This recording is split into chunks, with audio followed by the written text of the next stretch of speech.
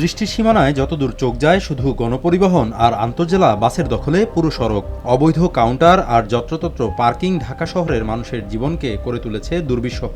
ঘণ্টার পর ঘণ্টা রাস্তায় আটকে থেকে নষ্ট হচ্ছে কর্মঘণ্টা, বাড়ছে মানসিক ক্লান্তি।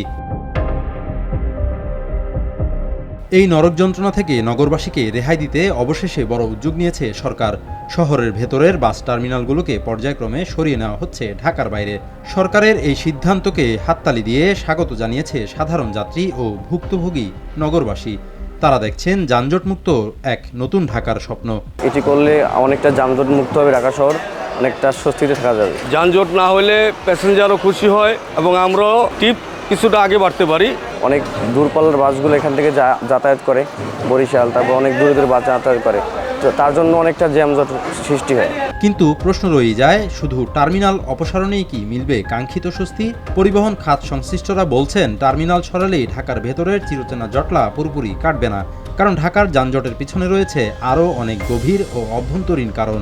পাশাপাশি এই সিদ্ধান্তে অনেকে পড়েছেন কর্ম হারানোর দুশ্চিন্তায়। এখান থেকে যদি আরেক জায়গায় হস্তান্তর করা হয় একটা জিনিস, এখানে আমাদের চাকরি থাকতে পারো, নাও থাকতে পারে। পরিবহন সেক্টরে একটু ক্ষতি হবেই, কিন্তু ক্ষতিটা হইলেও মানুষের কল্যাণের জন্য সুবিধা একটু বেশি হবে। পারিপার্শ্বিকভাবে এটা একদিকে ঠিক হবে, একদিকে আবার আমাদের জন্য অনেক ক্ষতি হবে। কারণ আমাদের যাত্রীরা সবাই এই জায়গাটা এখন চিনি, ঠিক আছে না?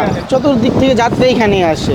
যানজটের এই ধকল থেকে স্বস্তি পেতে প্রয়োজন একটি সমন্বিত ও পরিকল্পিত উদ্যোগ। ঢাকার বাইরে টার্মিনাল করার পাশাপাশি শহরের ভেতরের লোকাল বাসগুলোর রুট ফ্র্যাঞ্চাইজি বা সুশৃঙ্খল ব্যবস্থাপনা নিশ্চিত করতে হবে।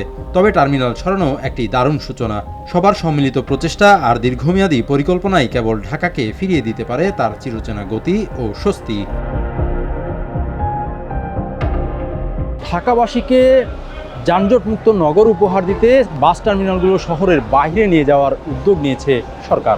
তবে এই সুফল পেতে শুধু কি এই কার্যক্রমই যথেষ্ট, নাকি অপসারণ করতে হবে সড়কের অবৈধ পার্কিং? পাশাপাশি বাস টার্মিনালকে কেন্দ্র করে আশপাশে গড়ে ওঠা যে অবৈধ কাউন্টারগুলো রয়েছে সেগুলো সরাতে হবে। এটি এখন দেখার বিষয়। আবির শিকদার, টাইমস অব বাংলাদেশ, ঢাকা।